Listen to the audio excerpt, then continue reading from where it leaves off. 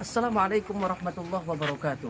Bismillah, hamdan wa syukranillah, amma ba'd. Yang saya hormati sahabat-sahabat subscriber.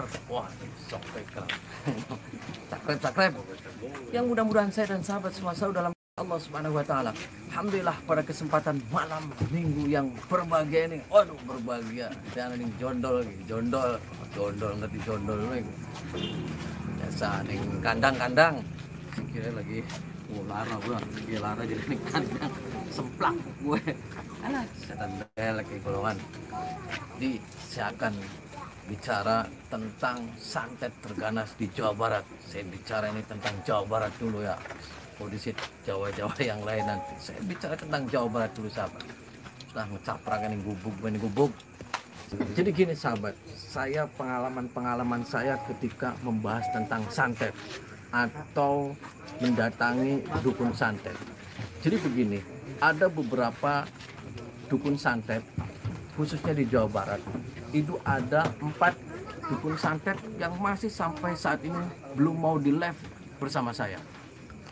Yang pertama adalah seorang perempuan itu berumur 120 tahun. Yang kedua, perempuan juga berumur sekitar 110 tahun.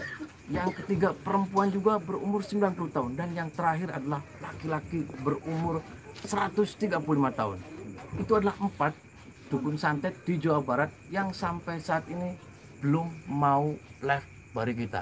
Tapi ada satu perempuan itu di antara yang 100 tahun lebih itu pernah saya datangi. Saya datangi, itu orangnya tidak bisa melihat, orangnya tidak bisa mendengar, orangnya jalannya seperti ini.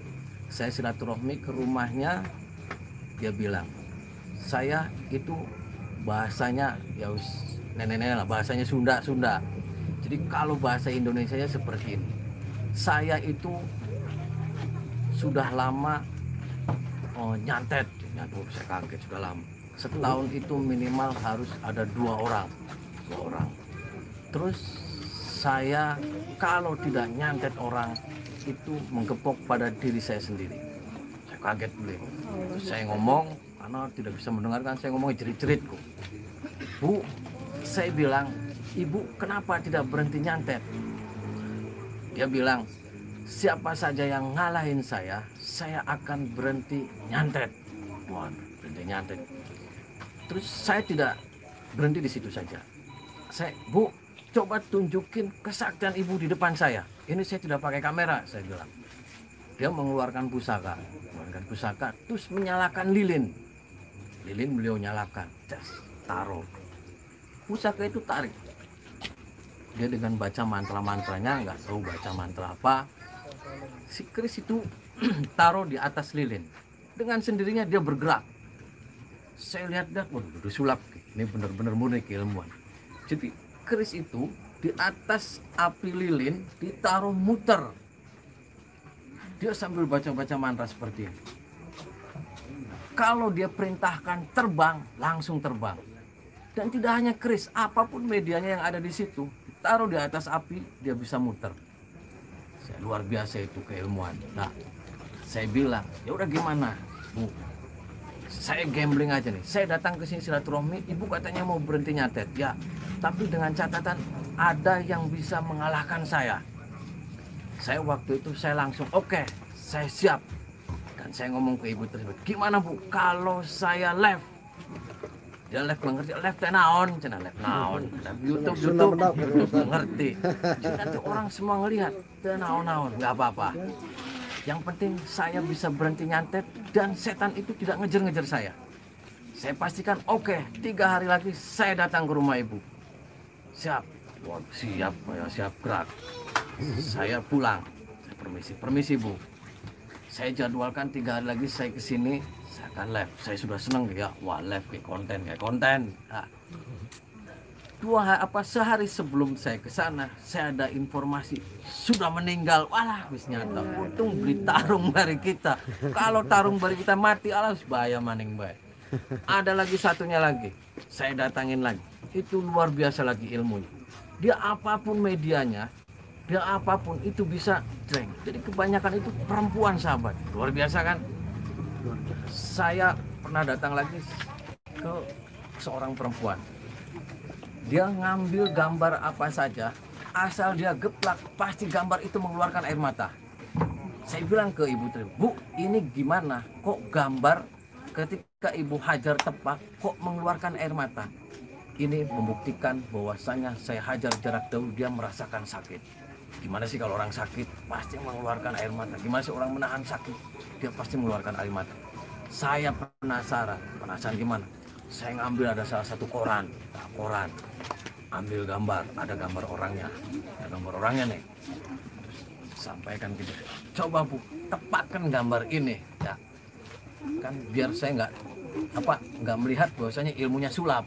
Nah, sama dia baca mana, tepat gambar, pak, melihat terus koran itu diberdirikan, keluarlah air mata dari mata. Kita kaget, koran bisa mengeluarkan air mata. Itulah kehebatan. Tapi 4 ini masih tinggal 3 masih sampai sekarang masih pada belum diajak live. Nah, dan ada beberapa kali adegan-adegan yang saya di YouTube itu, ada beberapa adegan itu sebenarnya tarung yang terjadi, akan tetapi mereka tidak mau di live dan saya menggunakan peran pengganti. Itu di video-video saya ada dua video sebenarnya itu tarung. Nah, ketika tarungnya itu saya ganti dengan pemeran pengganti. Ada yang sebagian semua mau diajak live. Jadi itu sahabat, di 2 video itu tarung beneran, tapi mereka kalah dan saya ganti dengan pemeran pengganti. Jadi itulah santet. Nah, sampai saya keliling Jawa Barat, santet yang paling terganas saya katakan masih berada di wilayah saya sendiri, di Cirebon. Walaupun di Sukabumi, walaupun di Cianjur, walaupun di Pelabuhan Ratu, walaupun di wilayah Jayu Majakuning, saya nyatakan ada salah satu orang dukun santet yang paling luar biasa itu di Cirebon. Bukan kaleng-kaleng ilmunya. Dia menggunakan medianya angin. Luar biasa kan?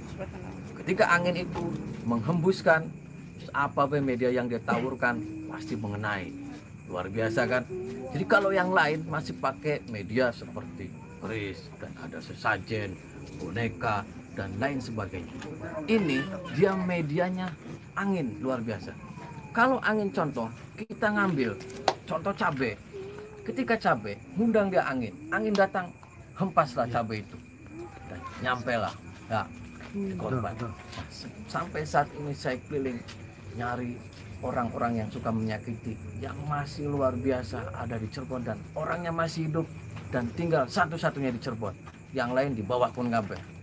Begitu sahabat. Jadi itulah saya kenang-kenangan keliling-keliling ya, keliling silaturahmi, praktisi-praktisi. Kadang kalau praktisi yang beneran kita ajak dialog, kalau praktisinya yang kaleng-kalengan ya saya candai. Gitu. Sahabat yang saya hormati dan yang saya banggakan nih, sahabat-sahabat subscribe